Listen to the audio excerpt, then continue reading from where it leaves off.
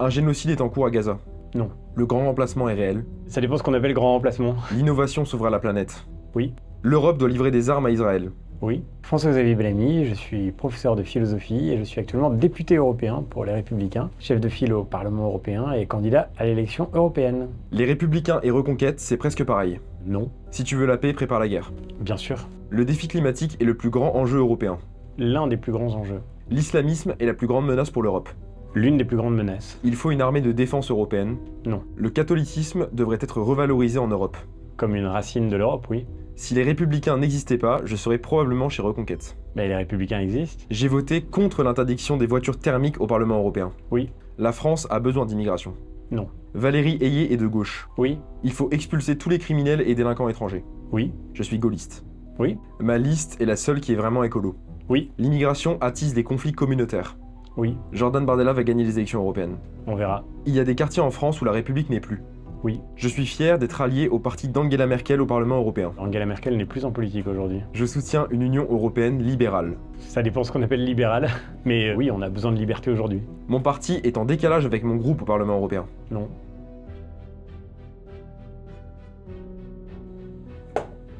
Portugal. Donc la ligne Lisbonne-Madrid, c'est la ligne d'avion qui est la plus empruntée en Europe, avec 2,3 millions de passagers en 2023. C'est un trajet qui physiquement pourrait se faire en train, même plutôt facilement, on arrive assez facilement à l'imaginer. Est-ce qu'aujourd'hui, il n'y a pas une urgence à sortir de l'avion ? Il y a une urgence à sortir de l'avion pour tout ce qu'on peut faire autrement, c'est évident. Et notamment à investir massivement dans le train. Et je ne savais pas du tout que la ligne Lisbonne-Madrid était aussi empruntée. Vous me l'apprenez, mais je pense qu'en France aussi, on aurait beaucoup à faire pour mieux investir dans nos réseaux de trains. D'ailleurs, la France elle-même est très à la traîne pour mettre en œuvre les projets de réseaux européens qui l'attendent. Je pense par exemple à la liaison entre la France et l'Espagne. Le seul tronçon qui manque encore se trouve en France et ça fait beaucoup râler nos amis espagnols. Donc oui, on doit investir dans le train. Ça veut dire aussi sortir de ce qui fait aujourd'hui que les prix sont tellement chers pour nous et que c'est parfois plus coûteux de prendre le train que l'avion dans des lignes intérieures en France. Pourquoi ? Parce que les péages, c'est-à-dire le prix que paye le train pour emprunter les voies ferrées, les péages sont très élevés en France. Je suis désolé, je vous parle du cas de la France, mais je connais moins bien la situation ferroviaire au Portugal. Et donc là, il y a vraiment un aspect assez révoltant, c'est qu'on sait qu'on a besoin du train, on sait qu'on a besoin d'utiliser plus le train, et on fait tout pour que le train soit trop cher pour les Français, faute d'investissements nécessaires pendant longtemps. Donc il faut sortir de là. Simultanément, ça veut dire aussi qu'il faut être capable de faire payer le trafic routier, notamment aux poids lourds, à son juste prix, parce que les poids lourds usent beaucoup plus les routes que les véhicules légers, mais aujourd'hui, ils payent un prix qui n'est pas du tout proportionnel à cet usage de la route, et ça contribuerait à rendre le fret plus rentable. Vous voyez, c'est tout un plan global qu'il faut avoir pour faire en sorte qu'en effet, on décarbone nos transports. Il y a une association qui s'appelle Bloom qui a fait un espèce de demi-cercle, vous voyez, avec les différents partis, les différents groupes politiques au Parlement européen. Et ils ont tiré en conclusion que le PPE était, donc votre groupe, était le parti le moins écologique du Parlement européen. Ils lui ont attribué une note de 3,3 sur 20. À titre de comparaison, on a les Verts qui, eux, ont été évalués à 19,2 sur 20. Est-ce que vous êtes d'accord avec cette analyse ou alors est-ce qu'au contraire, vous la rejetez complètement ? Complètement. La vérité, c'est que ce que voudraient nous faire croire ces gens, c'est qu'il y a une seule manière d'être écologiste et que tous ceux qui sont en désaccord avec eux ne le sont pas du tout. Mais Bloom, je les connais bien, on a beaucoup échangé avec eux. Parfois, on a des points d'accord, on a beaucoup de points de désaccord aussi. Prenons un exemple tout simple. Moi, j'étais en commission de la pêche au Parlement européen et Bloom est très impliqué sur les sujets liés à la pêche, à la protection des océans, mais d'une manière qui, je crois, est complètement décalée par rapport à ce dont on a vraiment besoin aujourd'hui. Bloom veut tout faire pour rendre le travail des pêcheurs en réalité impossible. On voit que d'ailleurs, avec succès, il y a malheureusement quelques semaines, la pêche a été interdite pour les pêcheurs français dans tout le golfe de Gascogne, au motif qu'il fallait protéger les dauphins, parce qu'il y a des dauphins qui s'échouent sur nos côtes. Quand la pêche a été interdite, des dauphins ont continué de s'échouer. Curieusement, on n'a pas entendu les organisations environnementales s'inquiéter de cette situation. C'est bien le signe que la pêche est peut-être pas tellement en cause dans cette situation qui est effectivement préoccupante. Mais tout ça pour dire qu'en fait, quand les pêcheurs sont empêchés de travailler, quand on leur demande de rester à quai, quand on leur interdit d'aller en mer, qu'est-ce qui se passe ? On importe encore plus de poissons, parce qu'on continue d'avoir faim. Est-ce que vous savez combien de poissons importés on consomme en France aujourd'hui, sur le total de notre consommation ? Un chiffre pour voir. J'en aurais franchement aucune idée. C'est plus dur d'être Ouais. devant les questions. 84%. C'est-à-dire que 84% des produits de la mer qu'on consomme en France, ils sont en réalité importés. Et ils sont importés d'où? Ben, de pêche extra-européenne ou de pêche non française qui sont bien moins disantes en termes de respect de l'environnement. Et ça, c'est mon grand désaccord avec Bloom, vous voyez. Parce que moi, je crois que si on veut être écologiste, alors il faut absolument compter sur nos pêcheurs, comme sur nos agriculteurs, comme sur nos industriels, qui sont aujourd'hui ceux qui respectent les normes environnementales les plus exigeantes au monde.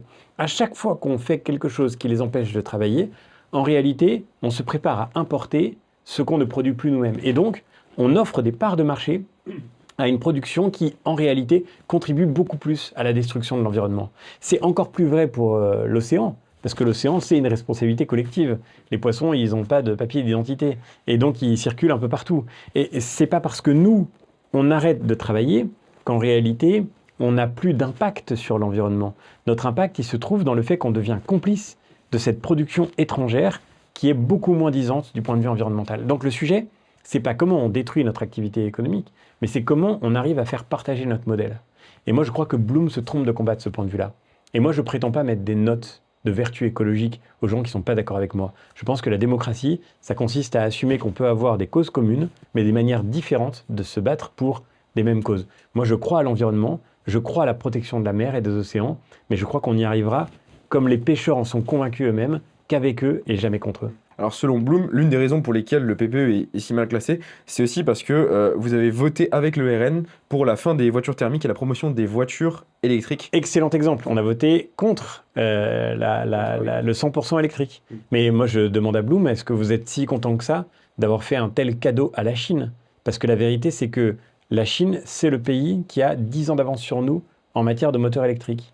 Et donc, aujourd'hui, on va importer de plus en plus de voitures venues de Chine. Et ça, vous allez le voir dans nos rues dans les mois et les années qui viennent. Ça va aller très, très vite. À chaque fois que vous verrez une voiture chinoise circuler, dites-vous que c'est aussi grâce à cet agenda qu'on nous a décrit comme étant écologique. Moi, je ne suis pas sûr que ce soit très écologique de confier la production de nos voitures à un pays qui aujourd'hui émet 33% des émissions de carbone dans le monde. Je ne suis pas sûr que ce soit si écologique que ça, d'aller chercher des métaux rares, d'aller extraire partout dans le monde, dans des mines qui sont souvent malheureusement des lieux aussi de dégradation profonde pour les droits sociaux et les droits humains. Je ne suis pas sûr que ce soit si vertueux et si respectueux de la planète de donner des parts de marché sur notre propre continent à ce modèle de production qui en réalité me paraît destructeur à tout point de vue. Comment on fait pour répondre à la demande alors? Parce qu'on sait que le parc automobile, il me semble qu'il va doubler ou tripler d'ici à 2050. Comment on fait pour répondre à la demande si on n'appelle pas justement ces productions chinoises Mais d'abord, encore une fois, on fait confiance aussi à notre propre industrie. Nos industriels, ils étaient engagés de manière déterminée dans des circuits de recherche qui ont permis, au cours des 20 dernières années, de faire baisser de 25% les émissions de carbone liées aux circulations des voitures, malgré le fait que le parc automobile avait déjà augmenté. Donc on voit bien qu'en réalité, en cherchant, en travaillant, en innovant par la science, on peut réussir à faire baisser les émissions, y compris par des choix technologiques qui ne sont pas nécessairement 100% pour l'électrique. Encore une fois, je le redis, les voitures électriques, elles peuvent vraiment avoir du sens et de la pertinence. Si vous roulez en ville, si vous faites les trajets du quotidien, si vous allez en voiture de votre résidence à votre lieu de travail, que vous avez de temps en temps des trajets à faire pour conduire vos enfants quelque part, pour un loisir de proximité, tout ça, en électrique, c'est assez vertueux. Des petites voitures électriques avec des petites batteries, ça peut vraiment être pertinent du point de vue de la qualité, de la quantité des émissions totales d'une voiture sur son cycle de vie.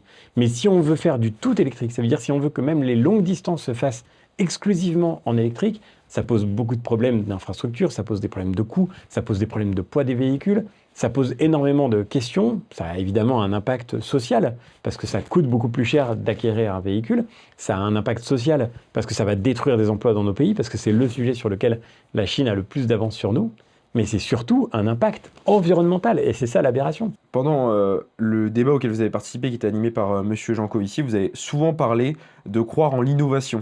Par exemple, vous croyez en l'avion vert, en la création de l'avion vert qui marcherait à l'hydrogène. Voyons aujourd'hui s'organiser toute une filière de production de carburants alternatifs décarbonés, et demain, c'est-à-dire dans 10-15 ans, à l'échelle industrielle, c'est demain, nous aurons certainement des avions à hydrogène. On ne devrait pas plutôt aspirer à la sobriété plutôt qu'au remplacement de ce qu'on utilise aujourd'hui pour continuer le mode de vie actuel. Je m'explique par exemple, au lieu d'utiliser une voiture électrique, est-ce qu'on ne devrait pas plutôt se rendre à l'école par exemple en vélo, ou se déplacer plus en transport en commun, etc. Bien sûr, il y a plein de gens qui peuvent utiliser leur vélo plutôt que leur voiture et c'est très bien, je le fais moi-même. Mais il y a aussi beaucoup de gens qui n'ont pas d'autre option que d'utiliser leur voiture. Et en fait, on ne peut pas faire des plans pour l'écologie de demain si on s'enferme dans un bureau à Paris ou à Bruxelles. Il y a des gens qui vivent à la campagne en France et qui ont besoin de faire tous les jours des distances plus longues que celles qu'ils pourraient faire en vélo. Aller voir quelqu'un qui vit dans son village et qui doit emmener ses enfants dans la commune d'à côté, dites-lui qu'il va faire le trajet tous les jours en vélo, vous allez voir sa réponse. La vérité, c'est que la vie des gens, ça ne ressemble pas nécessairement à des tableaux Excel et des plans préformatés. Il faut regarder comment les solutions peuvent se déployer concrètement pour les Français, pour les Européens, dans leur vie de tous les jours sur le terrain. Et ça, c'est aussi la raison pour laquelle on ne peut pas se contenter de prêcher la sobriété. La sobriété, c'est important. Il faut apprendre évidemment à faire parfois mieux avec moins. Il faut apprendre à être économe. L'économie, c'est le principe même de cette connaissance de la valeur des choses, de la valeur des biens, de la valeur de l'argent. On ne peut pas gaspiller, on ne peut pas, peut-être on l'a fait trop longtemps, laisser se détruire gratuitement des choses qui ont du prix. Mais à la fin, je crois qu'on a le devoir aussi de se battre pour que notre pays puisse retrouver le chemin de la prospérité. On ne veut pas se contenter de survivre, on ne veut pas se contenter de faire avec ce qu'on a, on veut aussi pouvoir se projeter dans l'avenir, on veut transmettre à nos enfants un monde où ils vivront mieux, on veut leur transmettre une vie meilleure que celle qu'on aura vécue. On ne peut pas se contenter de dire, voilà, maintenant notre avenir c'est de décroître, de diminuer, de rapiécer, de rafistoler, de faire comme on pourra, de s'adapter au monde qui vient. Et ça, c'est pas du tout incompatible avec le défi environnemental, bien au contraire. Protéger l'environnement, c'est un projet magnifique et ça peut être un projet de prospérité. Ces deux choses sont compatibles entre elles? Bien sûr, évidemment, notamment pour un pays comme le nôtre. Aujourd'hui, on a le point de PIB le plus décarboné d'Europe. Et on a en réalité un continent qui a déjà largement fait sa transition environnementale. Pour moi, c'est le sujet d'étonnement. Est-ce qu'on n'a pas décalé les problèmes aussi vers la Chine, par exemple, qui nous Exactement. produit parce que la demande, il faut pas se leurrer, la demande elle est européenne et américaine, et juste les usines sont déplacées en Chine et en Asie Tout à fait. de l'Est. C'est ce que j'allais dire. Vous avez tout à fait raison. Le vrai sujet, c'est qu'aujourd'hui, notre sujet à nous, c'est de réapprendre à produire chez nous. C'est ça le défi pour la France aujourd'hui. Et ça, c'est un message magnifique pour la génération qui vient. Le grand service qu'un Français peut rendre aujourd'hui à l'avenir du climat, c'est de faire en sorte que la France recommence à produire ce dont elle a besoin, plutôt que de s'enliser dans la dépendance. Et c'est même de faire en sorte que la France se mette à vendre aux autres pays du monde de quoi décarboner leur propre production. On a la chance de pouvoir compter sur un parc nucléaire exceptionnel, d'avoir des technologies, des savoir-faire qui nous ont permis de décarboner notre mix énergétique. Le vrai problème du climat, il n'est pas dans, comme voudraient le faire croire certains, il n'est pas dans le fait que les éleveurs bovins ont des vaches, il n'est pas dans le fait que les Français prennent le matin leur voiture pour faire quelques kilomètres pour aller à leur travail. C'est pas ça, en fait, le vrai grand problème du climat. Le vrai grand problème du climat, c'est que la Chine émet à elle toute seule 33% des émissions mondiales. C'est que les 10 plus grands pays émetteurs du monde font à eux seuls 2 tiers des émissions mondiales. Et dans ces 10 pays, un seul est européen, c'est l'Allemagne, qui arrive en queue de peloton avec 1,8% des émissions mondiales. Le vrai grand problème du climat, c'est que la Chine a encore augmenté de 6% ses émissions l'an dernier. Que la part d'électricité, la plus grande part d'électricité produite dans le monde est encore avec du charbon. C'est ça le problème du climat. L'urgence, c'est de sortir le monde du charbon. Et pour ça, il faut utiliser les marchés européens pour inciter les grands producteurs mondiaux à se décarboner, pour faire en sorte que demain, ils aient un intérêt économique à sortir du charbon. C'est ça l'urgence absolue. Et on a la chance d'avoir pour ça le marché européen, le plus grand marché mondial, avec la plus grande profondeur de marché. Aucun producteur mondial ne peut faire sans le marché européen. Et donc si demain on fixe la règle, si on dit maintenant on veut bien importer ce que vous nous vendez, mais à condition que vous sortiez des modèles de production qui détruisent l'environnement, ce jour-là, effectivement, on redonnera un sens au marché européen. Mais l'écologie, ça peut pas vouloir dire pour nous produire moins. L'écologie, ça peut pas vouloir dire en France diminuer la production. Parce que si on fait ça, exactement ce que je disais tout à l'heure pour l'agriculture et la pêche, si on fait ça, on importe de plus en plus. Et donc, on fait le contresens absolu. On détruit nos emplois on détruit notre économie, on s'appauvrit, et simultanément, on donne une chance supplémentaire au modèle de production qui abîme le plus le climat. C'est tout faux sur toute la ligne.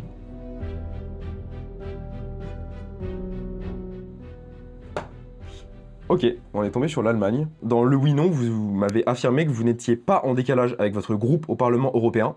Pourtant, ce qu'on constate, c'est que vos alliés allemands ont voté en faveur du pacte asile-immigration. Le pacte asile-immigration, c'est 7 textes différents. Sur les 10 textes, on a voté contre 7 des textes et en faveur de 3 d'entre eux, à la différence de nos amis allemands, en effet. Il y a un double clivage au Parlement européen. C'est ça qu'il est très important de comprendre. Il y a le clivage entre les formations politiques, comme dans tous les débats démocratiques, il y a un clivage qui va de la droite à la gauche en passant par toutes les nuances. Et puis il y a évidemment, et c'est intrinsèque au travail européen, un clivage entre les pays. Il arrive qu'on ait des points de désaccord entre les différentes nations qui sont représentées en Europe. Et c'est tout à fait normal. Moi, je ne suis pas, comme on le dit parfois dans le vocabulaire courant, je ne suis pas un eurodéputé. Je suis député français au Parlement européen. Et j'ai été élu par les Français. Et sur ces questions migratoires, typiquement, c'est très intéressant de voir qu'il y a bien sûr un débat entre la gauche et la droite qui a structuré les débats autour de ce pacte asile et migration, avec, comme partout, une droite qui veut mieux maîtriser les frontières et une gauche qui, je crois, n'a pas encore regardé en face la réalité du défi migratoire. Mais il y a aussi, pour traiter cette question, des réponses qui ont chacune une sensibilité nationale. Par exemple, des Italiens, même très à droite, sont favorables à la relocalisation obligatoire des migrants. Vous parlez de quel parti ici précisément? De tous les partis. Par exemple, des Italiens de la Lega ou des Italiens de Fratelli d'Italia, qui sont les partis qui composent la coalition de Mme Meloni aujourd'hui, qui sont considérés comme étant d'une droite très affirmée, disons les choses de cette manière, sont très favorables à l'idée de la relocalisation obligatoire des migrants. Pourquoi?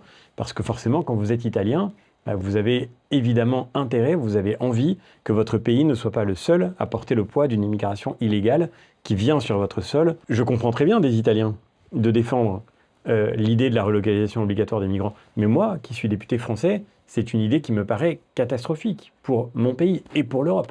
Et donc je me suis opposé à bien des dispositions, et typiquement sur la gestion de l'asile, ce qui a été le cœur de notre position, c'est que le mécanisme de relocalisation des migrants n'est plus obligatoire, c'est vrai, mais il reste encore dans ce texte trop d'éléments de vulnérabilité qui, je crois, doivent pouvoir être corrigés avant que nous soyons capables de donner notre validation à un accord global sur les questions migratoires. Donc vous l'affirmez, vous n'êtes pas en décalage avec votre groupe au Parlement européen. Justement, moi je voulais vous poser la question parce qu'on sait qu'en 2019, le Fidesz, donc le parti de Viktor Orban, avait été suspendu du PPE. En 2021, il a quitté le PPE. Et moi, la question que je voulais vous poser, parce que justement, moi j'avais cette impression que justement vous étiez à contre-courant de votre groupe, est-ce que vous n'avez pas peur que ça vous arrive aussi, que vous soyez suspendu du PPE? Ah non, aucun problème, vous inquiétez pas. Non, pas du tout, au contraire, on a une place très importante au sein du PPE aujourd'hui. Ma collègue Anne Sander a été élue à 2 reprises premier questeur du Parlement européen, Arnaud Danjean, qui était le numéro 3 de notre liste, qui est un parlementaire exceptionnel avec une longue expérience et vice-président du groupe PPE. Donc la place des Français au sein du PPE, elle est importante, elle est reconnue et au contraire, on contribue. Il n'y a aucune délégation française dans aucun groupe parlementaire qui soit d'accord sur tout avec le groupe auquel elle appartient. Aucune. Et c'est tout à fait normal. Prenez une question comme, par exemple, les accords de libre-échange. Je crois que sur une question comme celle-là, on nous reproche parfois d'être au PPE qui vote pour les accords de libre-échange, mais en réalité, les socialistes européens votent pour les accords de libre-échange. Bien des écologistes européens votent pour les accords de libre-échange. Et le groupe ECR vote pour les accords de libre-échange. Donc, c'est aussi une sensibilité nationale qui fait d'ailleurs que la France vit aussi par là son déficit de compétitivité et que du coup, l'ouverture de nouveaux marchés est une inquiétude pour nous quand elle est une chance pour les autres, parce qu'ils sont plus efficaces que nous dans la compétition économique. Ça doit nous conduire à nous poser beaucoup de questions. Mais là, je ferme la parenthèse. Le rôle des parlementaires au Parlement européen, c'est de faire entendre leur sensibilité politique, mais de faire aussi entendre la voix de leur pays dans le groupe politique auquel ils appartiennent. Vous vous opposez à Ursula von der Leyen au sein de votre groupe. Est-ce que vous pensez que vous pourriez avoir les armes de retourner la tendance dans votre groupe contre Ursula von der Leyen? Et non seulement je le pense, mais c'est déjà fait. En réalité, j'ai été le premier à dire au sein du PPE que nous ne pourrions pas soutenir la reconduction d'Ursula von der Leyen pour un nouveau mandat. Elle n'était pas notre candidate en 2019, elle n'était pas la candidate du PPE. C'est par Emmanuel Macron qu'elle est arrivée dans cette fonction. Et je crois qu'elle ne doit pas non plus être notre candidate en 2024, après l'élection européenne, quand viendra le moment de la nomination des différents commissaires, nous ne pouvons pas soutenir sa reconduction à la tête de la Commission, parce que tout simplement le PPE s'est opposé d'une manière très déterminée à beaucoup des textes qu'elle a portés comme présidente de la Commission, que sa Commission a portés. Je pense par exemple à tous les textes qui organisaient la décroissance agricole ou économique de l'Europe, comme le texte Restauration de la nature.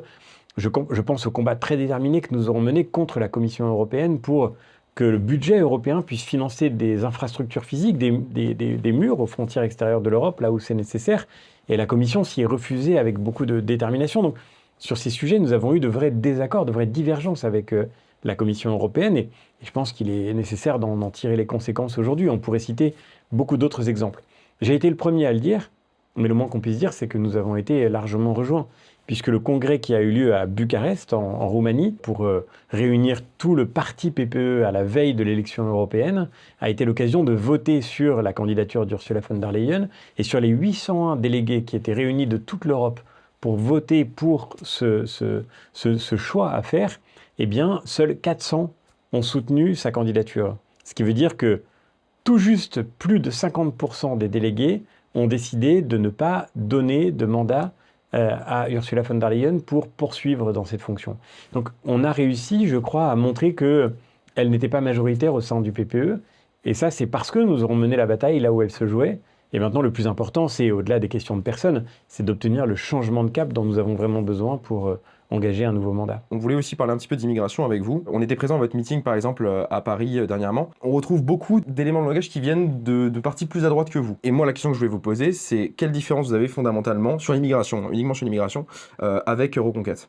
Alors, je ne sais pas si on retrouve des éléments qui viennent d'ailleurs. Moi, je tiens ma ligne, je n'ai pas changé de discours. Je continue de dire aujourd'hui ce que je défendais hier et ce que je défendrai demain, parce que je crois qu'on ne peut pas être trop inconstant sur des sujets aussi cruciaux que les questions migratoires, comme sur le reste d'ailleurs. Et ce qui m'amuse, c'est plutôt de voir que les concepts que j'ai lancés il y a quelques années sont aujourd'hui repris par nos concurrents. Je pense par exemple à l'idée de la double frontière. C'était notre programme, vous pourrez le vérifier en 2019. Aujourd'hui, j'entends M. Bardella qui utilise la même expression, mais nous n'avons pas changé. Nous croyons toujours que pour relever le défi migratoire, il faut à la fois une réponse européenne et une souveraineté nationale.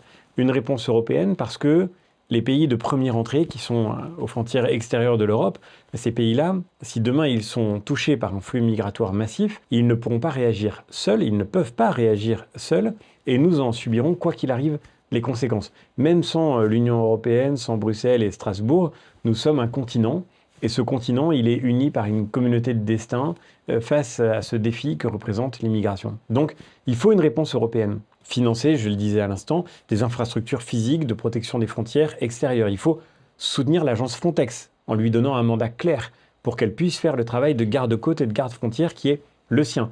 Et nous n'avons pas varié sur ce sujet. Nous avons toujours défendu l'agence Frontex, même quand le Rassemblement national l'a critiqué avec détermination. Il faut faire en sorte que les personnes qui se présentent illégalement aux frontières extérieures de l'Europe voient leur demande d'asile ou de titre de séjour examinée à l'extérieur de nos frontières. Ça, c'est ce que défend le PPE et c'est la proposition que nous continuons de faire. Les illégaux qui sont déjà présents sur le territoire européen. Il faut une vraie coopération européenne pour les reconductions à l'extérieur des frontières. Et vous savez aujourd'hui que ce qui rend difficile les reconduites à la frontière, c'est les laissez-passer consulaires. Donc il faut conditionner tous les visas européens à la coopération efficace des pays de départ en matière de laissez-passer consulaires.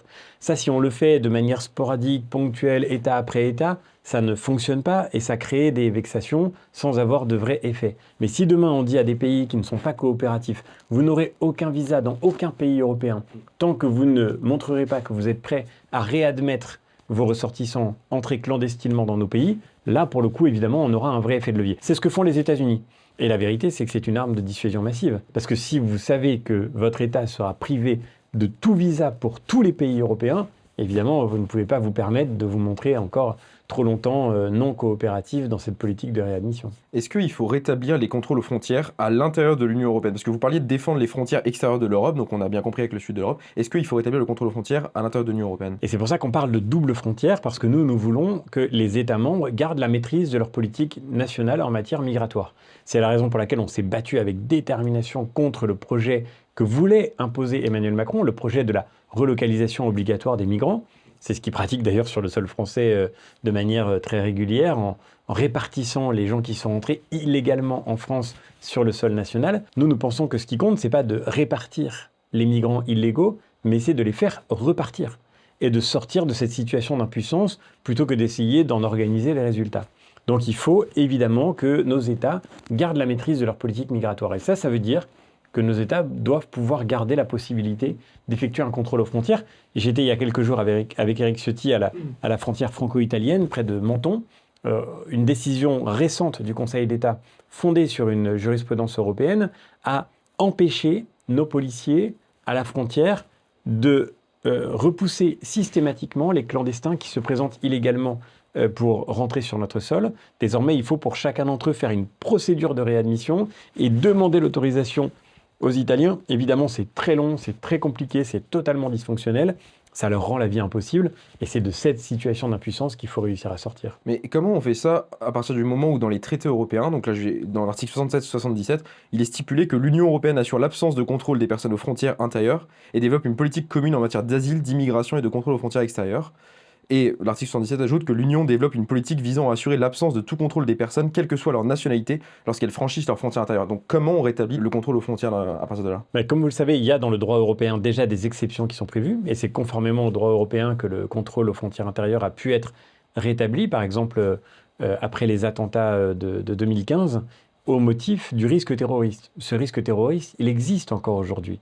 Et les policiers que nous avons rencontrés à Menton nous a dit qu'aujourd'hui, ils voyaient passer des personnes qui rentraient illégalement sur le sol français, qu'ils ne pouvaient pas empêcher de traverser la frontière, mais qu'ils savaient être des personnes potentiellement dangereuses pour la sécurité nationale. Donc, nous ne voyons aucune raison de suspendre la dérogation qui est en cours aujourd'hui. Et le deuxième aspect qui est fondamental, c'est qu'il faut la faire rentrer désormais dans le droit commun. Nous croyons à la liberté de circulation parce que je pense que c'est un acquis très important. Je pense notamment à tous les travailleurs transfrontaliers qui vont chaque jour passer la frontière pour aller travailler dans le pays voisin. Ils sont des centaines de milliers de nos compatriotes à faire ce trajet quotidien.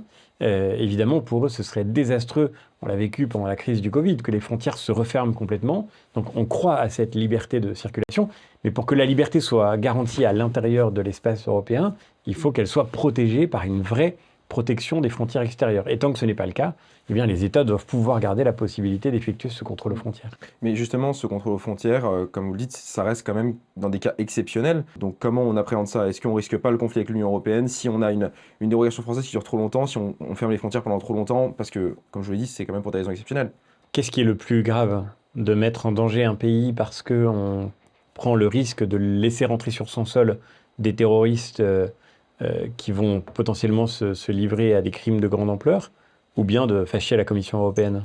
Moi, ma réponse est évidemment que le plus important, c'est la sécurité du pays. Et par ailleurs, encore une fois, je le redis, aujourd'hui, les contrôles qui sont effectués aux frontières extérieures de la France, c'est seulement le Conseil d'État qui vient de nous en démettre. Ce n'est pas l'Union européenne en tant que telle. Protéger les frontières européennes ou françaises? Les deux. Décroissance ou croissance verte? Croissance verte. Ukraine ou Russie? Ukraine. Liberté ou égalité? Les deux. Éolienne ou nucléaire? Nucléaire. Droite ou gauche? Droite. Emmanuel Macron ou Éric Zemmour? Ce dont on a besoin, c'est d'une droite qui s'assume et qui puisse réunir demain tous les électeurs de droite. Religion ou laïcité? La laïcité est essentielle. Elle ne vient pas pourtant de nulle part. Elle vient de cet héritage, en particulier judéo-chrétien. Le mot laïque lui-même vient de la théologie chrétienne, d'une certaine façon. Train ou avion? Train, quand c'est possible. Voiture électrique ou à moteur thermique? Nous avons voté contre l'interdiction du moteur thermique parce que le rôle du politique, ça n'est pas de choisir une technologie, c'est de fixer un cap et de confier à l'industrie les moyens de chercher, d'innover. Assemblée nationale ou Parlement européen? Chacun a son rôle. Ukraine dans l'Union européenne ou en dehors? Arrimé à l'Europe, mais pas dans l'Union européenne. Ce serait une déstabilisation profonde de toutes les politiques européennes. On a dans le droit européen un concept d'État associé, mais qui aujourd'hui est très vide de sens. Il faut le revitaliser. Agriculteur ou écologie? Les deux. L'avion vert, c'est possible ou impossible? C'est possible, il y a beaucoup de travail qui est fait aujourd'hui sur le sujet. On a déjà voté au Parlement européen pour l'inclusion des SAF, les carburants alternatifs, très important dans la décarbonation. Et puis on espère bien sûr d'ici 10 ou 15 ans, les débuts de l'avion à hydrogène qui pourrait révolutionner le transport aérien. Protectionnisme ou mondialisme? Il faut bien sûr sortir de la naïveté en matière commerciale, mais il faut aussi qu'on soit capable de faire les efforts nécessaires pour redevenir compétitif et pour pouvoir de nouveau rayonner dans le monde entier.